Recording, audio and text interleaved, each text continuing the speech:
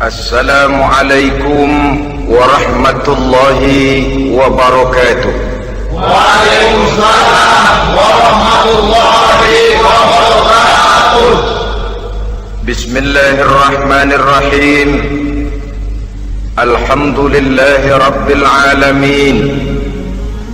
Wassalatu wassalamu ala ashrafil anbiya'i wal mursalin, imamil muttaqin, sayyidil ghurril muhajjalin, wa ala alihi wa ashabihil mujahidin at-tahirin, amma ba'du.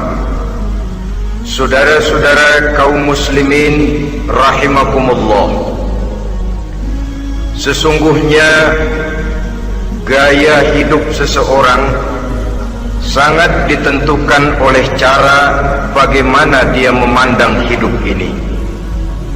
Dengan kata lain, bagaimana seseorang memandang hidup, begitulah dia akan hidup.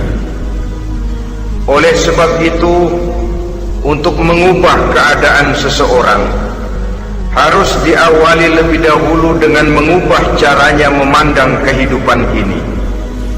Itulah sebabnya dalam surah Ar-Ra'd ayat 11 Allah Subhanahu wa ta'ala menjelaskan, Innallaha la yughayyiru ma biqaumin hatta yughayyiru ma bi anfusihim.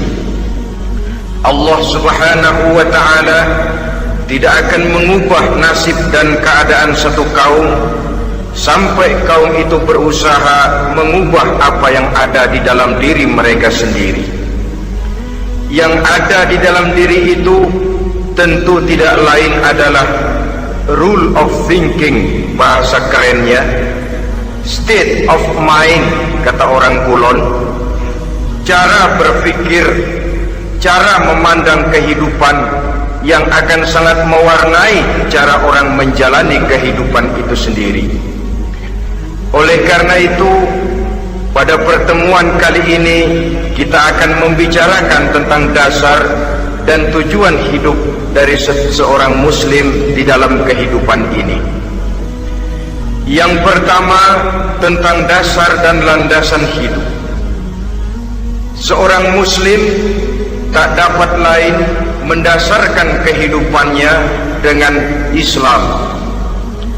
Di dalam mendasari kehidupan dengan Islam ini, Allah Subhanahu wa ta'ala menuntut, Ya ayyuhalladzina amanu dkhulu fis silmi kafah. Hai orang-orang yang beriman, masuklah kamu ke dalam Islam itu secara total, secara utuh, secara seluruhnya. Jangan separuh-separuh, jangan sepotong-sepotong. Mendasari hidup dengan Islam artinya menjadikan Islam sebagai way of life, sebagai rule of thinking, sebagai state of mind di dalam kita memecahkan problema-problema kehidupan, sehingga tidak satu persoalan hidup yang bagaimanapun kecilnya sekalipun yang tidak tersentuh oleh nilai-nilai ajaran agama Islam ini. Kemudian di dalam mendasarkan hidupnya dengan Islam, ia mempunyai satu keyakinan. Pertama, Islam sebagai dasar hidupnya adalah agama yang sesuai dengan fitrah daripada manusia. Allah Subhanahu wa ta'ala pencipta manusia. Allah Subhanahu wa ta'ala yang menurunkan agama Islam. Oleh sebab itu, tentu saja seluruh konsepsi Islam ini sudah diukur sedemikian rupa sesuai dengan kemampuan yang dimiliki oleh manusia. Secara logika bisa kita katakan, pabrik mobil di Jerman misalnya bikin mobil namanya Mercy. Seiring dengan itu dikeluarkannya buku petunjuk. Mobil ini bernama Mercy, kecepatan maksimal sekian ratus kilometer per jam, daya angkutnya sekian ratus kilogram. Kalau rusak memperbaikinya ini, onderdilnya itu umpamanya. Karena pabriknya yang bikin mobil, lalu pabriknya juga yang mengeluarkan buku petunjuk, tentu buku itu sesuai benar untuk mobilnya. Dan logika mengatakan tidak bisa kita punya mobil Mercy rusak kita perbaiki dengan menggunakan buku petunjuk yang dikeluarkan oleh pabrik mobil Fiat. Tentu saja mobil makin rusak, acak-acakan dan tidak karu-karuan. Ini artinya jikalau manusia ingin baik, jikalau manusia ingin mencapai sesuatu yang bernama bahagia, dia harus mengikuti petunjuk yang dikeluarkan oleh yang menciptakan manusia.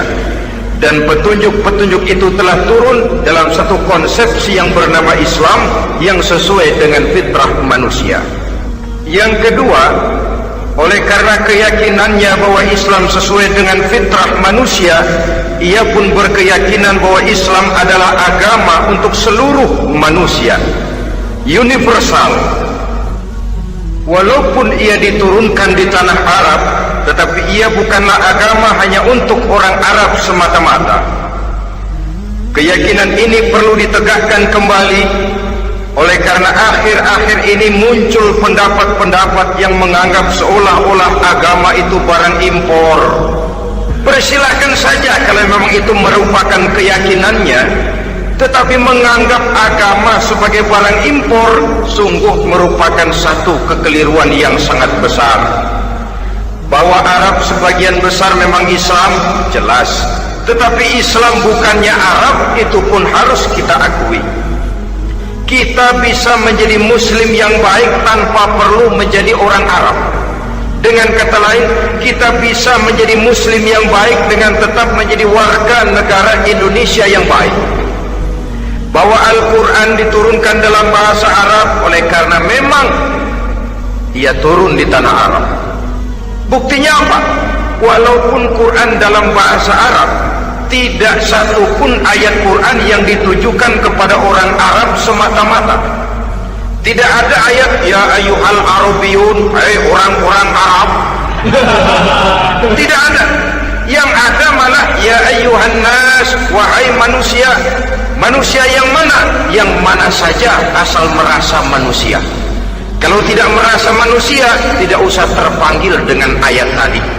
Maka dalam mendasari hidup dengan Islam, kita berkeyakinan Islam adalah agama untuk seluruh manusia. Yang ketiga, di dalam mendasari hidup dengan Islam, kita berkeyakinan Islam adalah agama terakhir yang diturunkan kepada Rasul terakhir. Tidak ada Rasul dan Nabi sesudah Nabi Muhammad, dan tidak ada agama lagi sesudah agama Islam. Dasar-dasar keyakinan ini melembaga dalam pribadi kita, membentuk satu keyakinan yang mendasari kehidupan ini, sehingga tidak satu problema yang bagaimanapun kecilnya dalam kehidupan yang tidak tersentuh oleh nilai-nilai Islam.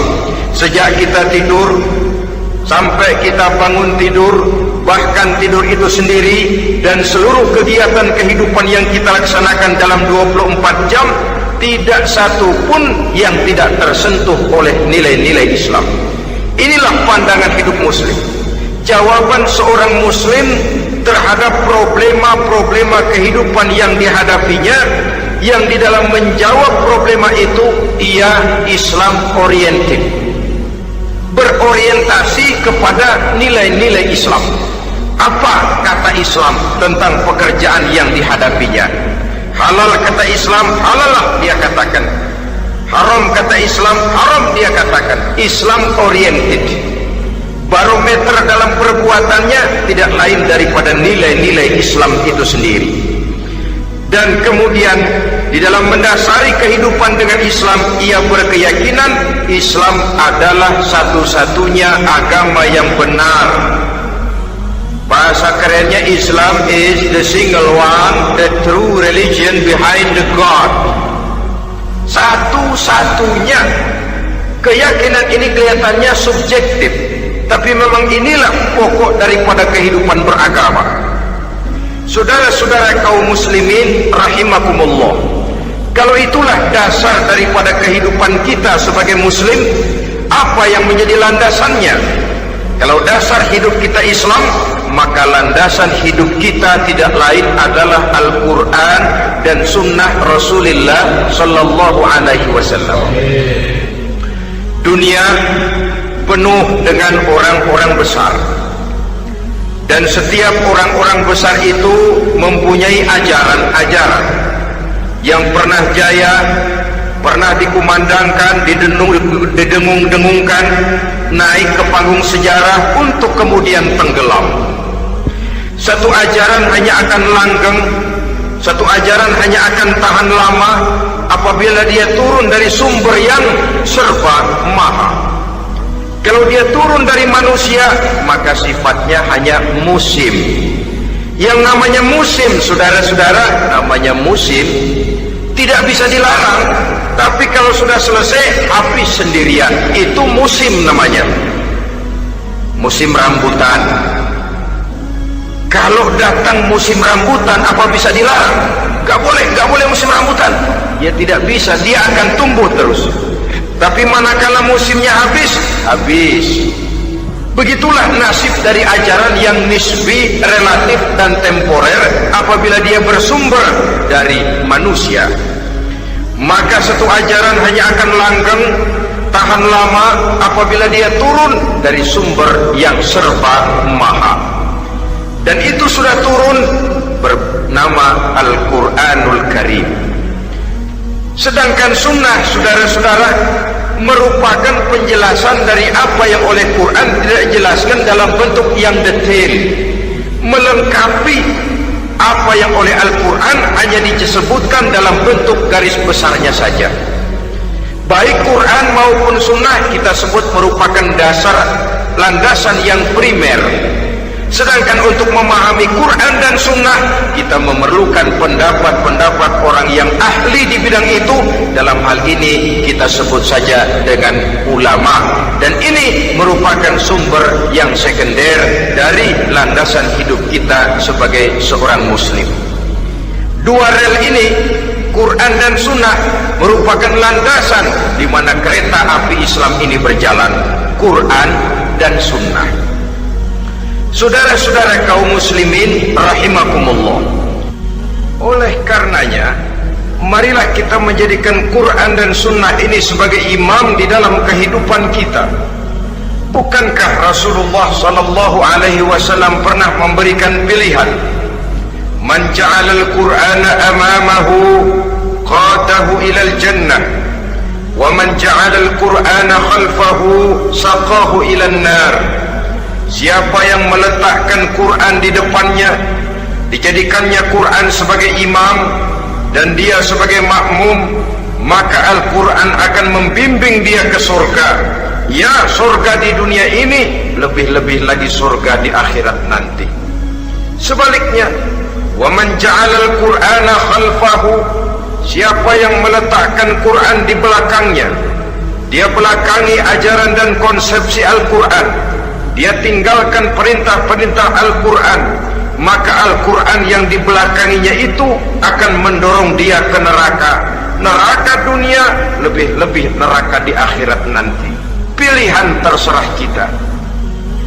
Jikalau kita mau menjadikan Quran sebagai imam, artinya kita menjadi makmum. Resikonya dimanapun, makmum wajib ikut imam. Imam takbir, makmum takbir, imam ruku, makmum ruku, imam i'tidal, makmum i'tidal. Jikalau Quran imam kita dan kita adalah makmum, maka itu berarti jikalau ke barat komando Quran, ke barat kita pergi. Jikalau ke timur kata Quran, ke timur kita menuju. Jikalau halal kata Quran, halal kita katakan. Jikalau haram kata Quran, haram kita ucapkan. Itu resikonya kita menjadi makmum, menyusun pola hidup yang lebih Qurani. Tapi sebaliknya, ke barat komando Quran, ke timur kita pergi, ke utara kata Quran, ke selatan kita menuju. Halal kata Quran malah kita tidak mau melaksanakannya. Haram kata Quran kita senang bukan main. Artinya kita mau menjadi makmum dan Quran kita jadikan sebagai makmum, kita sendiri malah mau menjadi imam. Kita paksa konsepsi Al-Quran itu supaya sesuai dengan naluri kemanusiaan kita, mengotak-atik hukum, menghalalkan yang haram, mengharamkan yang halal. Dikala itu landasan hidup kita sudah goyah, tidak lagi sebagai landasan tempat kita bertolak, tetapi malah menjadi satu landasan yang kita injak-injak. Sesungguhnya saudara-saudara, Quran tidak akan membawa berkah, tidak akan menjadi rahmatun wa syifaun lil mu'minin, menjadi penyembuh, menjadi rahmah bagi orang-orang beriman, apabila yang kita baca itu kita injak-injak di dalam kehidupan. Upaya menyusun hidup yang lebih Qurani ini seiring dengan usaha kita menjadi warga negara yang baik, yang saya katakan di awal tadi, tidak saling dan tidak harus saling bertentangan. Jadi dengan demikian, dasar hidup kita sebagai muslim adalah Islam, dan landasan hidup kita tidak lain adalah Al-Quran dan sunnah Rasulullah Sallallahu Alaihi Wasallam. Ini landasan tempat kita bertolak. Ini yang mewarnai gaya kehidupan kita. Apapun yang mau kita lakukan, tempat kita bertanya lebih dahulu Quran dan sunnah. Saya mau melakukan pekerjaan ini, apa kata Quran? Saya mau pergi ke tempat ini, apa kata Quran? Saya mau berusaha dengan mengerjakan perusahaan ini, apa kata Quran? Merupakan landasan daripada kehidupan kita. Ini yang saya katakan tadi, membentuk rule of thinking, state of mind, bahwa gaya kehidupan kita diwarnai oleh landasan hidup yang bertumpu pada ajaran Al-Quranul Karim dan sunnah Rasulullah Sallallahu Alaihi Wasallam. Baiklah ya, ini yang pertama tentang dasar dan landasan hidup. Yang kedua tentang tujuan hidup. Kalau sudah ada landasan tempat kita bertolak, lalu kemana pantai yang akan kita tuju? Mau apa sih kita hidup ini?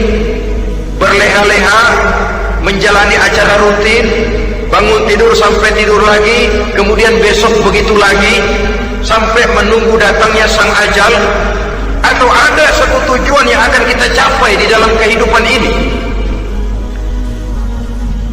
Apabila kita teliti, maka Al-Quran mengajarkan tujuan hidup setiap muslim pada dasarnya ada dua. Pertama, kita sebut saja tujuan jangka pendek. Tujuan jangka pendek itu sasarannya dunia sekarang ini. Bentuknya horizontal, targetnya agar setiap pribadi muslim menjadi rahmatan lil alamin, rahmat bagi lingkungannya. Inilah yang oleh agama dinamakan hablum minan nas, yang isinya adalah ilmu dan peradaban. Jadi dunia dan seluruh isinya merupakan tujuan jangka pendek saja. Untuk mencapai tujuan jangka pendek, dunia dan seluruh isinya, unsur penunjangnya adalah pendidikan, pengalaman, atau nasib. Makin tinggi pendidikan, makin mudah menjangkau hidup. Makin banyak pengalaman, makin mudah menguasai dunia. Atau karena faktor nasib, pendidikannya tidak seberapa, pengalaman pun kadang-kadang dangkal, tapi karena nasibnya lagi hoki, kata orang sekarang, nasibnya lagi bagus, dia naik ke panggung memegang peranan. Faktor yang namanya nasib ini ada, tapi tidak bisa dijadikan sandaran untuk menjangkau dunia dan seluruh isinya. Unsur penunjangnya, pertama pendidikan, yang kedua pengalaman, yang ketiga faktor nasib. Oleh karena itu, apabila kita ingin mudah mencapai dunia, yang pertama harus kita laksanakan bagaimana menempuh satu pendidikan. Di zaman sekarang orang terangsang untuk hidup dalam pola yang oleh orang-orang priangan disebut hardolin. Saudara tahu hardolin? Itu potongan dari dahar modal ulin. Filsafat hidup yang pakaian mau bagus, makan mau enak, kerja nggak mau. Akhirnya jadilah dia penghayal kelas berat. tukang-tukang ngelamun kelas tinggi. Tiap hari kegiatannya ya cuma tidak terlepas dari tiga kriteria itu. Hardolin. Pokoknya kalau sudah dahar, motor, ulin.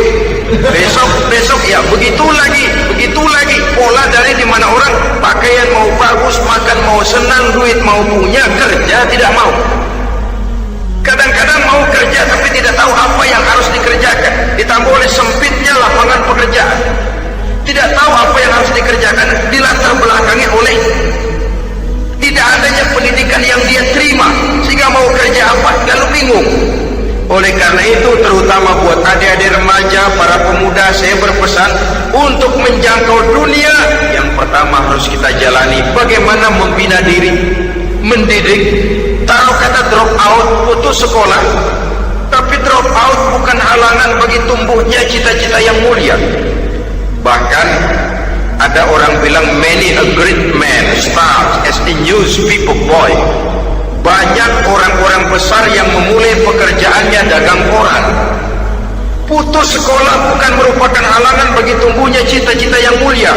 Dan tidak sedikit orang-orang besar yang tidak keluaran perguruan tinggi. Tidak sedikit orang-orang besar yang tidak merupakan produk dari perguruan tinggi tertentu, tapi kerajinannya belajar, banyak membaca, banyak bergaul, autodidak. Syukur kalau masih bisa menempuh pendidikan yang formal. Kekurangan ekonomi, kemiskinan keluarga jangan menjadi penghalang bagi tumbuhnya cita-cita yang tinggi untuk menempuh karier pendidikan yang baik. Ini memang pahit, tapi bagaimanapun kata orang, lebih baik makan singkong beneran daripada makan roti ngimpi. Artinya jikalau memang perlu, lebih baik sekolah sambil dagang koran, nyemir sepatu, parkir mobil, daripada hardolin itu tadi. Tanpa prospek hari depan yang ada artinya. Dan pendidikan memang merupakan sesuatu yang baik, tapi tanpa ini rasanya kita akan sulit untuk menjangkau dunia, tersisih di pojok-pojok kehidupan. Jangan lalu bilang, manusia kan rezekinya sudah dijamin oleh Allah, ayam saja ada rezekinya. Of course. Tapi jangan lupa, cara ayam cari rezeki dengan cara manusia cari rezeki lain. Kalau ayam cari rezeki dari tahun atu, modalnya cuma ceker sama patok. Kalau ayam asal bisa nyeker, bisa matok, ayam dapat rezeki. Pokoknya kertok dah. Tapi manusia cari rezeki, dia harus cari lapangan kerja. Lapangan kerja sulit. Sudah dapat lapangan kerja, harus punya keahlian. Untuk memperoleh keahlian harus dengan pendidikan. Berhadapan lagi dengan saingan-saingan, karena pasaran tenaga kerja tiap tahun puluhan kalau tidak ratusan ribu pasaran tenaga kerja yang masuk lapangan kerja. Ini kenyataan. Semakin ke depan, oleh tingginya tensi ekonomi, oleh persaingan hidup yang makin tajam, oleh makin menggejalanya pola pikir industrialis yang membuat manusia individu, nilai-nilai semacam ini akan terasa makin berat. Oleh karenanya, tanpa pendidikan sulit untuk menjangkau dunia. Yang kedua, pengalaman, tenaga expert. Sehingga orang mengatakan experience is the best teacher. Pengalaman adalah guru yang paling bijaksana. Dengan pengalaman kita makin dewasa. Dan orang sering mengatakan kegagalan hakikatnya adalah keberhasilan yang tertunda. Jangan takut gagal, kalau itu akan mengantarkan kita kepada pola hidup yang lebih dewasa, lebih tegar, lebih sanggup menghadapi kesulitan-kesulitan. Dan faktor yang ketiga, nasib. Kadang-kadang orang pendidikannya tidak ada, kadang-kadang pengalamannya tidak seberapa, tapi karena nasib, engkongnya misalnya jadi komandan Hansip, dia naik jadi anggota Hansip. Itu karena faktor nasib saja. Yang ketiga ini ada, tapi tidak bisa dijadikan sandaran dalam arti bahwa kita lalu mengandalkan nasib. Loh, nanti udah gede mau jadi apa? Masih gimana nasib aja dah.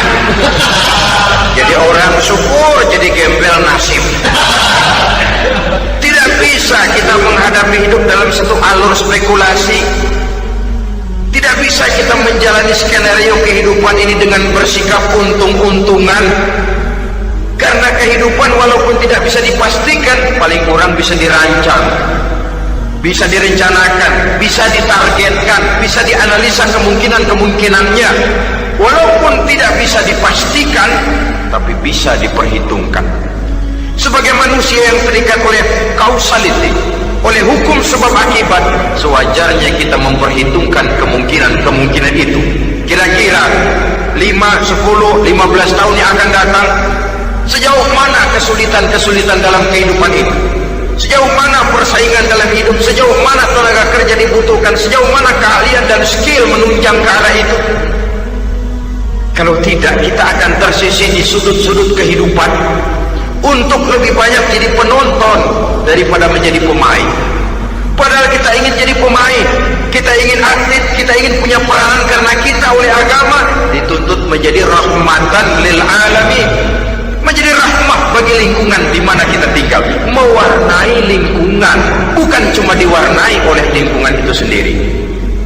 Itu tadi tujuan jangka pendek sebagai tujuan yang pertama. Yang kedua, tujuan jangka panjang.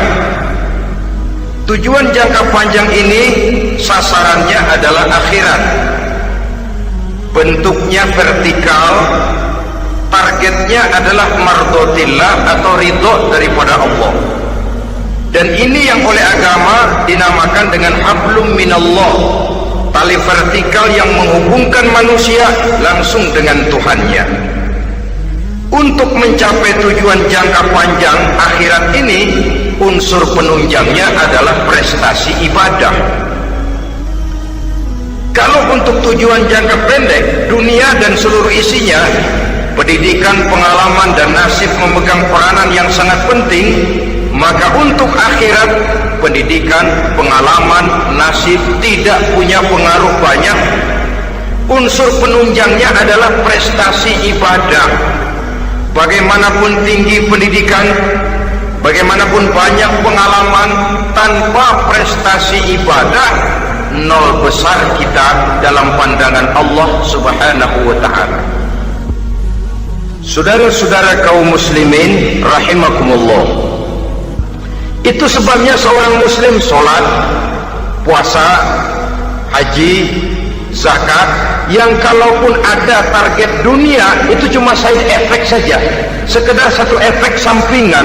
Target utamanya tetap tujuan jangka panjang, akhirat dan ridho Allah. Kenapa kita sholat? Untuk mencari ridho Allah.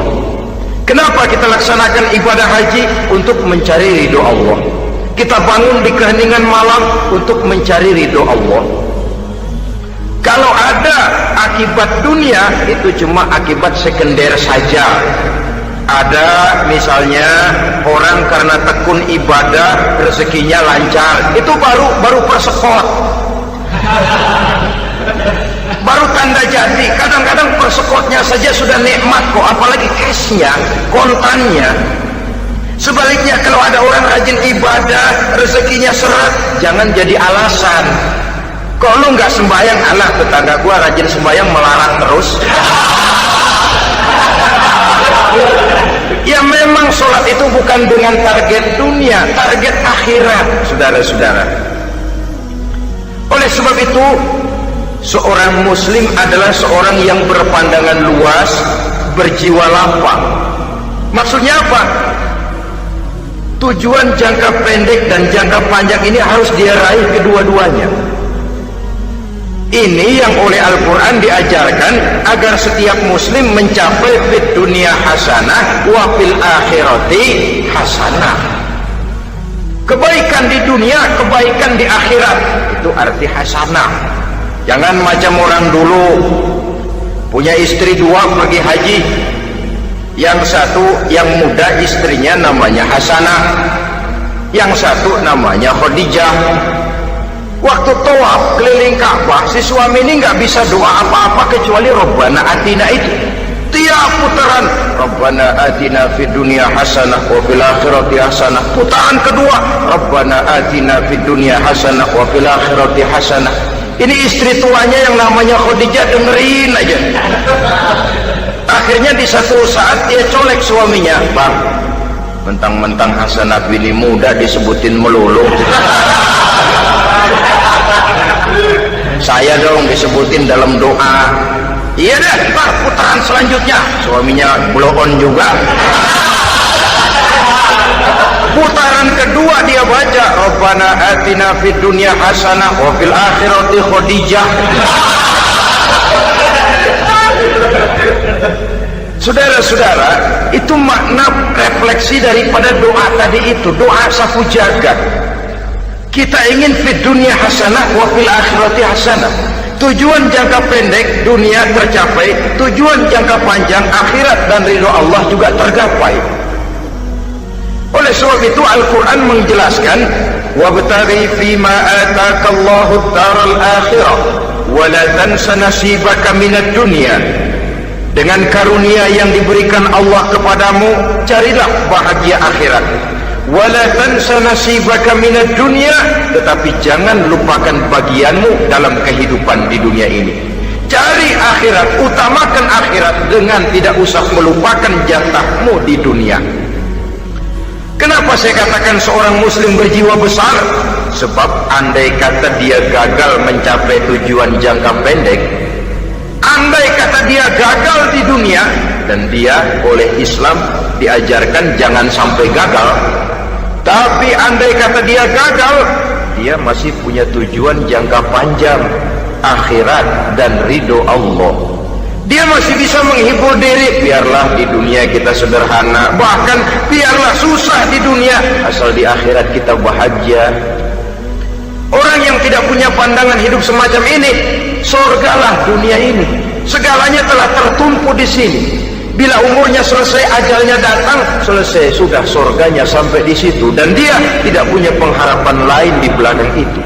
Maka seluruhnya bertumpu pada kehidupan di dunia, padahal dunia seperti air laut, makin diminum makin haus, makin kering tenggorokan. Dunia yang diperturutkan menyeret manusia ke dalam lingkaran setan, terjebak dalam sifat yang namanya tamak bin rakus alias serakah.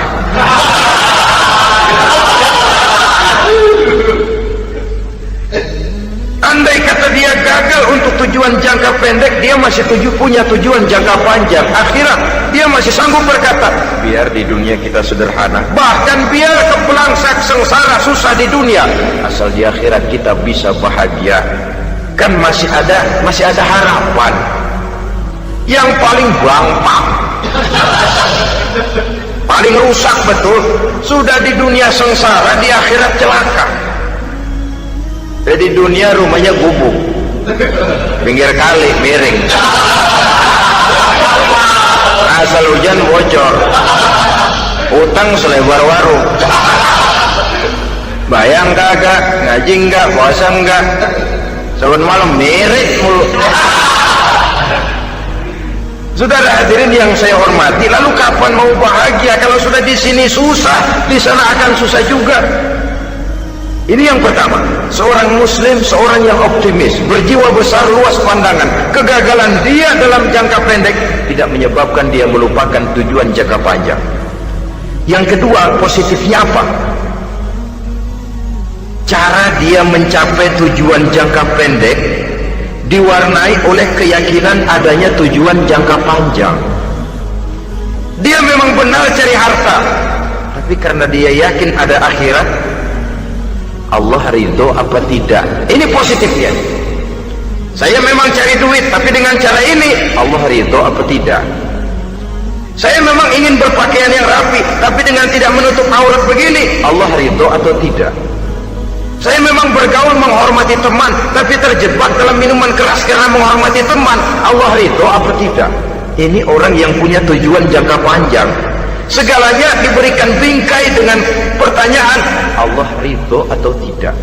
keyakinannya terhadap tujuan jangka panjang mewarnai gaya hidupnya di dunia ini mencapai tujuan jangka pendek tadi. Mau minum, Allah ridho apa enggak ini? Mau makan, yang saya makan Allah ridho apa enggak ini? Pendeknya apapun yang mau dia kerjakan, karena dia punya keyakinan tujuan jangka panjang, dia selalu menimbang terhadap ridho Allah tadi. Jadi tanpa prestasi ibadah kita nol besar dalam pandangan Allah. Ini nilai manusia yang hakiki di sini. Ini makna inna akramakum indallahi atqakum. Di akhirat nanti kan tidak pernah akan disidang kamu pendidikan setinggi apa? Tidak. Gelarmu berapa enteng? Profesor, doktor? Tidak. Akhirat hanya menyidang kau sholat atau tidak, kau puasa atau tidak, kau zakat atau tidak, diberikan kamu harta yang banyak, dari mana kau dapat, kemana kau belanjakan. Prestasi ibadah itu yang ditanya. Setinggi apa pendidikan, sebanyak apa pengalaman, no problem, tidak jadi masalah di akhirat itu. Prestasi ibadah itu yang akan kita persembahkan di hadapan Allah. Itu makna inna akramakum indallahi atqakum. Kerbau dinilai dari dagingnya, makin gemuk makin mahal harganya. Tapi ada perkutut lebih mahal dari kerbau. Perkutut itu mahalan mentahnya loh daripada matangnya. Karena harga perkutut pada suaranya. Lalu di mana harga manusia yang paling gemuk? Tidak. Suaranya, oh kalau manusia dinilai dari suaranya, barangkali Madonna nomor awal masuk surga. Hanyalah dengan prestasi ibadah kita bisa mencapai tujuan jangka panjang akhirat dan ridho Allah. Nah baiklah ya, kalau sudah jelas bahwa kita punya dua tujuan jangka hidup, jangka pendek dan jangka panjang, bagaimana Islam mengajarkan kita meraih dua ini? Pada prinsipnya Islam mengajarkan sistem keseimbangan dalam berbagai aspek kehidupan. Keseimbangan ini nampak dengan nyata diajarkan oleh agama kita, seperti ayat yang saya bacakan tadi.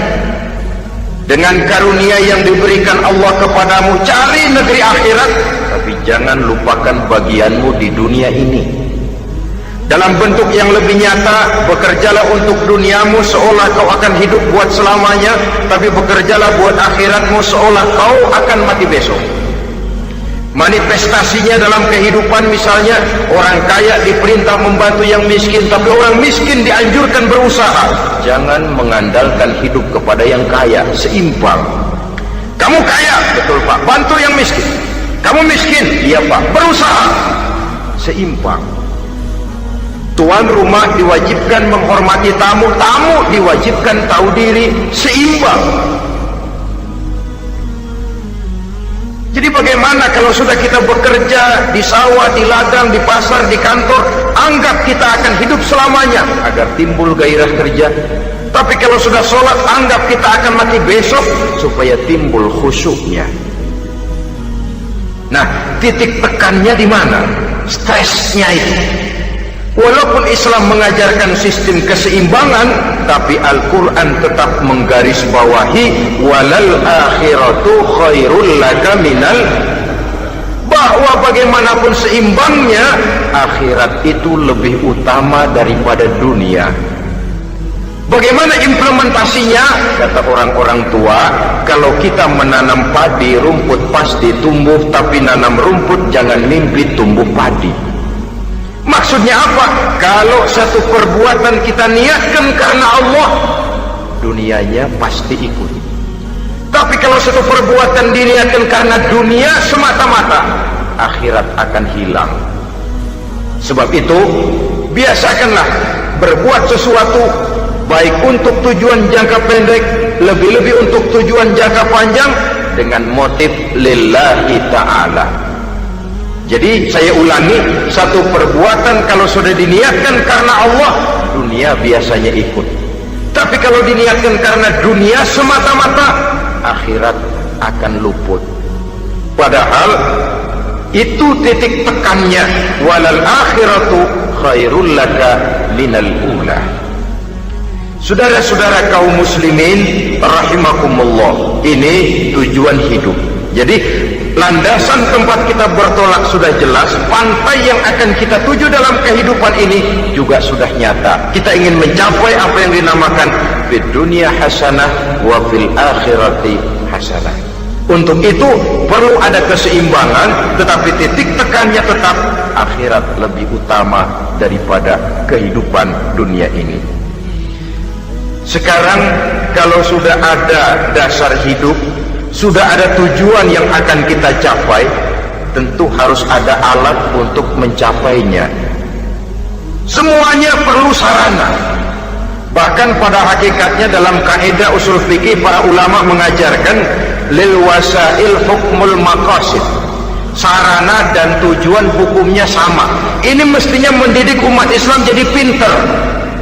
Jangan cuma berpikir melaksanakan satu pekerjaan, tapi juga berpikir menciptakan sarana untuk terwujudnya pekerjaan itu.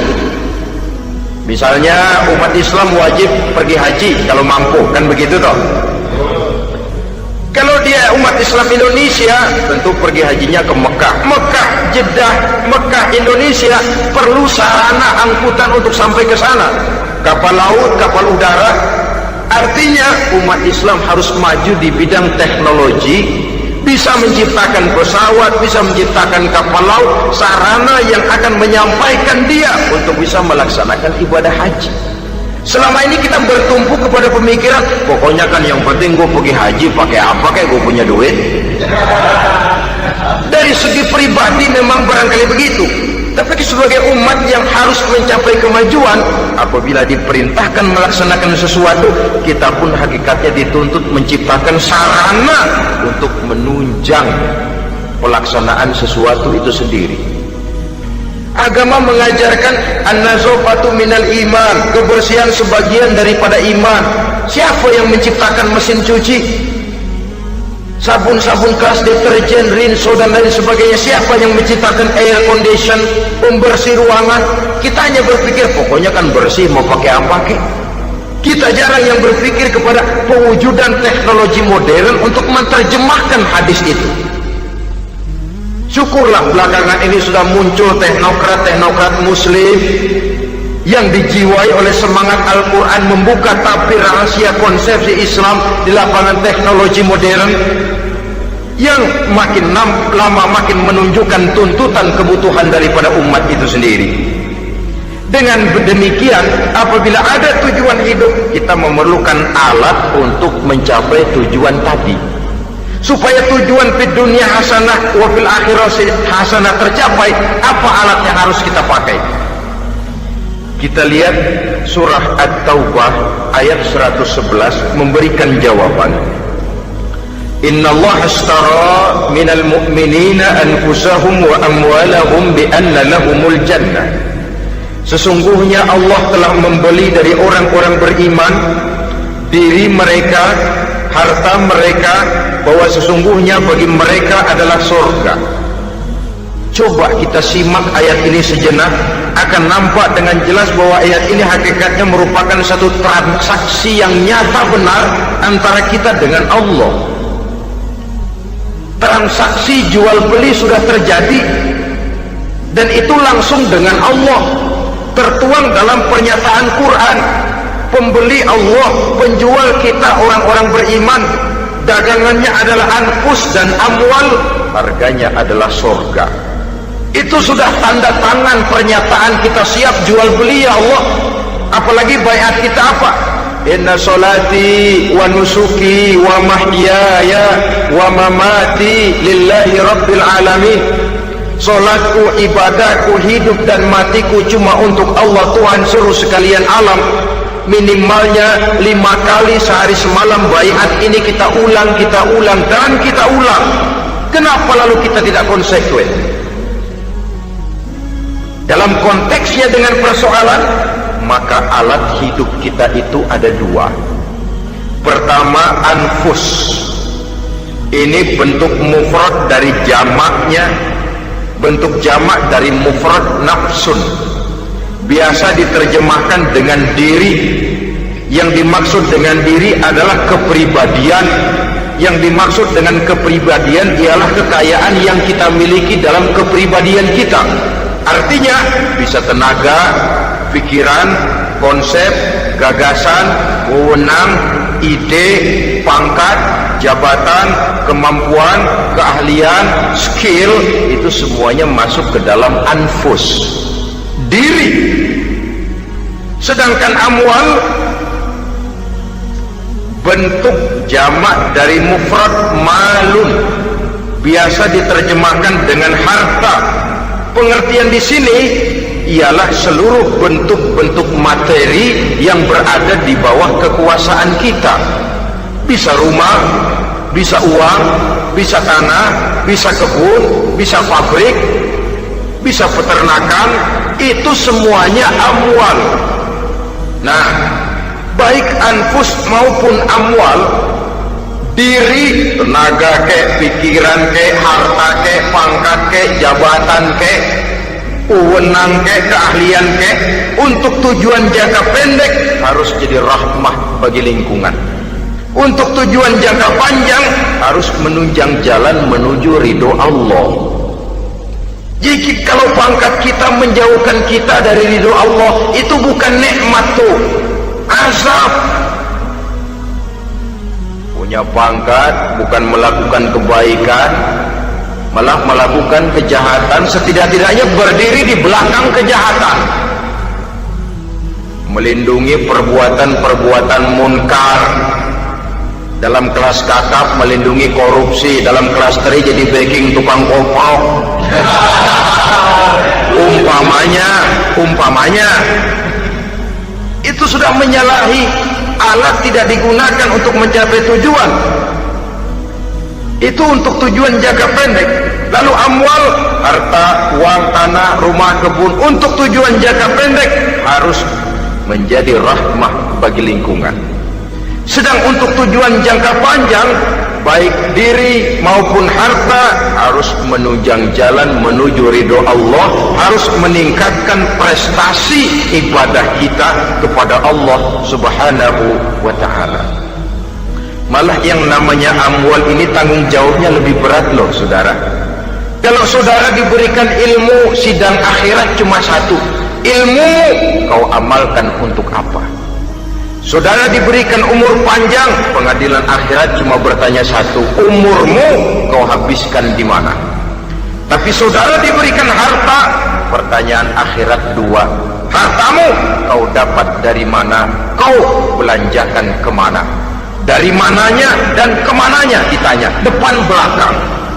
Kalau kadang-kadang kan ada orang hartanya didapat dari jalan yang halal, dibelanjakan di jalan haram.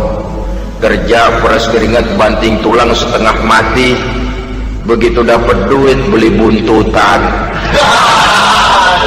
muter-muter kertas cari kode. Didapat dari jalan halal, dibelanjakan di jalan haram, atau didapat dari cara yang haram, dibelanjakan di jalan yang baik. Menang judi, nyumbang pesantren. Nabi mengajarkan innallaha thayyibun la yaqbalu illa thayyib. Allah itu baik dan hanya menerima yang baik-baik saja. Tidak bisa mencuci kain dengan air najis. Kain akan tetap kotor. Saudara-saudara kaum muslimin rahimakumullah. Oleh karenanya masalahnya terpulang kepada kita, pandai-pandailah membagi orientasi. Suatu saat tenggelam kita dalam kesibukan dunia dan seluruh isinya untuk mencapai tujuan jangka pendek. Lain saat tenggelam kita memfanakan diri untuk mencapai tujuan jangka panjang, akhirat dan ridho Allah. Karena kehidupan ini bukan berjalan tanpa batas. Umur ini bukan satu karunia tanpa pertanggungan jawab. Satu saat setuju atau tidak, rela atau terpaksa, kita akan sampai kepada garis finish daripada perjalanan kehidupan dunia ini, yang memang merupakan satu perjalanan panjang, a walking tall, kata orang Kulon. A walking tall, satu jalan yang demikian jauhnya, entoh kita akan sampai ke garis finish. Bila datang ajal, senja kehidupan datang, malam menyelimuti. Datangnya tidak pernah kita sangka, tapi sekali dia datang, tidak satu kekuatan yang bisa menolak. Kehadirannya tidak pernah kita harapkan, tapi satu kali dia datang bertamu, pasti terjadi. Dan itu pasti akan kita temui. Alangkah malangnya pada saat kembali itu datang, kita tidak punya prestasi ibadah. Lalu apa artinya prestasi dunia? Apa artinya tujuan jangka pendek kalau kita harus kehilangan tujuan jangka panjang?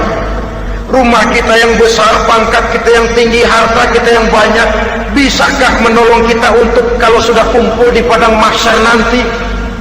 Malaikat, jangan gebugin saya, rumah saya harga 2 miliar.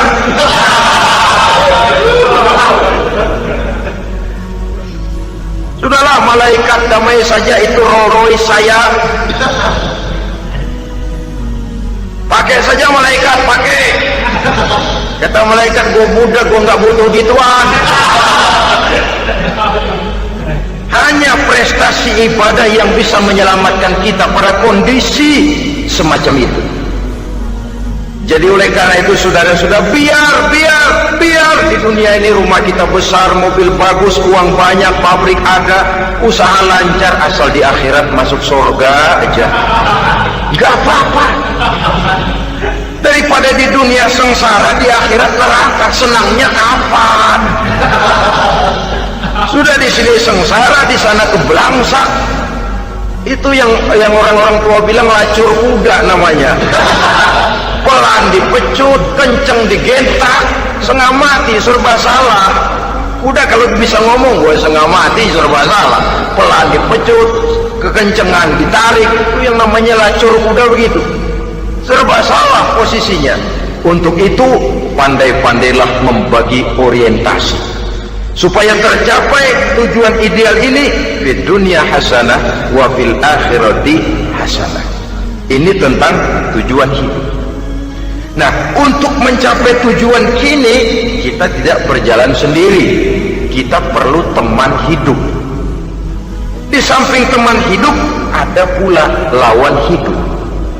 Siapa teman hidup kita untuk mencapai tujuan hidup ini?